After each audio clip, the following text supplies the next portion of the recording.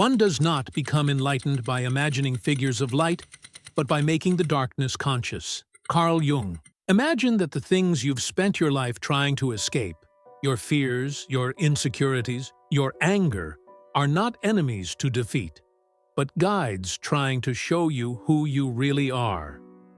What if the parts of yourself you've rejected are not mistakes, but messages? Carl Jung called this hidden part of the human psyche the shadow, the unseen aspect of ourselves that holds what we deny, suppress, or refuse to accept.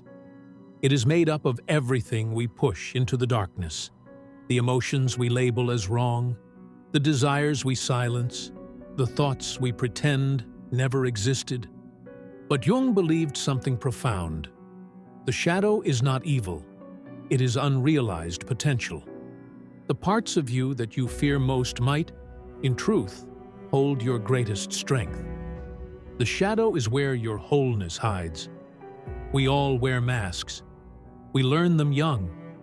The polite smile, the calm voice, the act that earns love and acceptance. We become performers in the theater of life, showing the world the version of ourselves we think is worthy. But behind the mask, in the quiet of the mind, something else waits. That hidden presence is your shadow, a mirror of the self you abandoned in order to belong.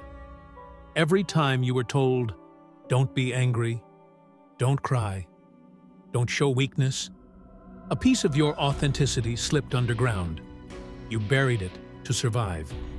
And now, years later, that buried energy whispers back to you through your habits, your reactions, your fears, and your dreams. When you feel an emotion you can't explain, when someone's behavior irritates you beyond reason, that's your shadow speaking. It doesn't knock politely.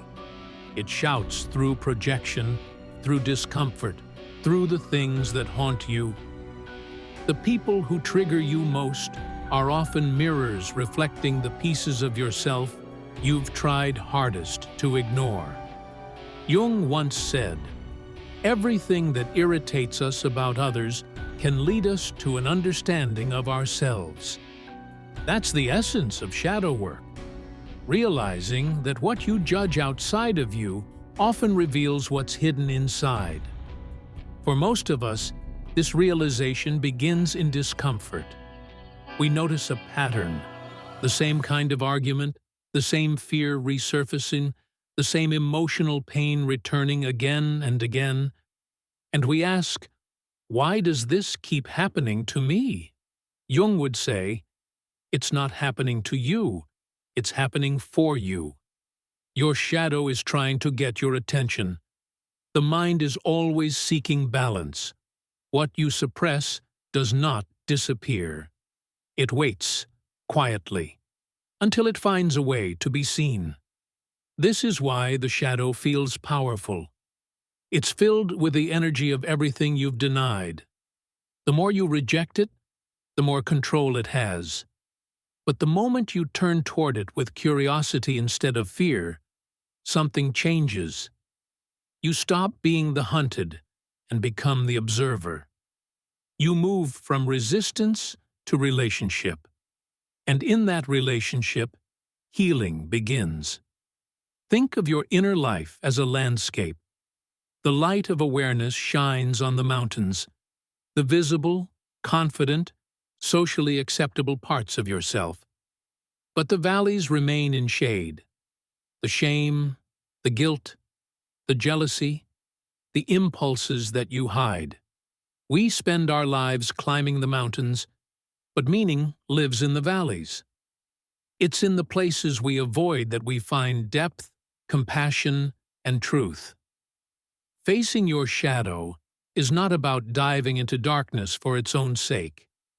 It's about learning to walk through the valley without fear, to see it not as punishment, but as potential. Because there, hidden beneath the things you dislike about yourself, lies everything you need to become whole. The shadow isn't asking to dominate you. It's asking to be integrated. to have a seat at the table of your being. When you suppress anger, you lose passion. When you bury fear, you lose courage. When you deny sadness, you lose empathy. Every part you reject takes with it a piece of your vitality. Integration is how you reclaim it. But integration isn't easy.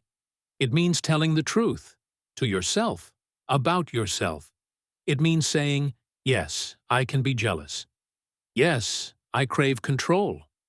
Yes, I sometimes hurt others to feel safe.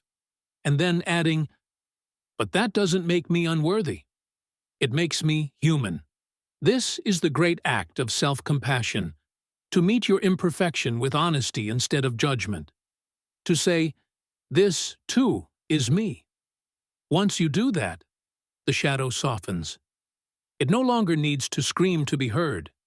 It becomes an ally, a quiet teacher guiding you back toward wholeness. There's a story in almost every mythology. The hero descends into darkness, faces a monster, and returns transformed. It's not just a story of adventure. It's a metaphor for the inner journey. The monster is the shadow, the parts of us we've exiled. The descent is the act of awareness, choosing to face what we fear. And the transformation comes not from killing the monster, but from understanding it. The hero doesn't return home pure. They return whole. This is the same journey we take when we face our own inner world. We think we're entering the darkness, but in truth, we're entering ourselves. So, how do we begin? Start small. Notice your reactions. When something or someone stirs an emotion in you, pause. Don't rush to justify or suppress it. Instead, ask, what part of me is this showing? Write it down. Speak it aloud. Give voice to the silence. If a recurring dream troubles you, look closer. The characters in your dreams often represent fragments of your psyche, each one trying to deliver a message. That shadow figure chasing you might not be a villain. It might be a forgotten part of you, running to be recognized.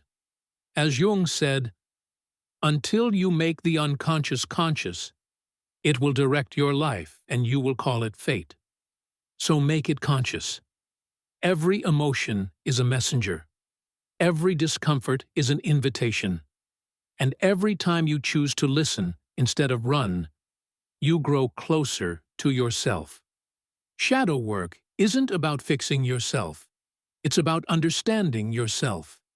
It's about realizing you were never broken, just divided. You are not your light alone. You are the balance between your light and your shadow. You are the dance of both.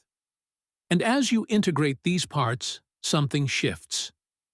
Your relationships deepen. Your compassion expands. You stop needing others to mirror your worth because you've reclaimed it from within.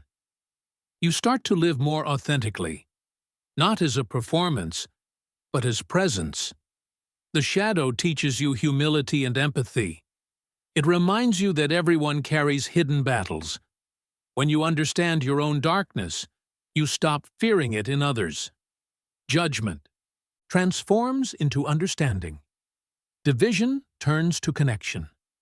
And that's the quiet miracle of shadow work. It doesn't just heal you.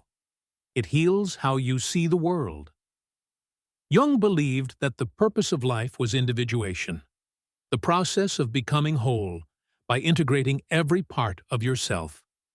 Not just the good, the admired, and the celebrated, but the flawed, the forgotten, and the feared. Because wholeness isn't the absence of darkness. It's the acceptance of it. To be whole is to stand in the middle of your contradictions and say, I contain all of this, and I am still worthy of love. So when you next feel lost, confused, or afraid, don't rush to escape the feeling. Sit with it. Ask what it's trying to teach you. Listen without resistance. Because every shadow carries a lesson, and every lesson leads you home. And perhaps that's the truth Jung wanted us to find. That light without darkness is incomplete. That peace without struggle is hollow. That to know yourself is not to rise above the shadow, but to walk beside it. When you make peace with your shadow, you stop fighting yourself. You stop hiding behind masks. You begin to live fully and freely as the person you were meant to be, not perfect, but whole. The shadow doesn't disappear. It walks with you, quietly, faithfully. No longer a burden, but a companion. A reminder that your humanity is your greatest strength. And as you walk forward, carrying both your light and your darkness, remember, the shadow is not the enemy of the light. It is the soil from which the light is born.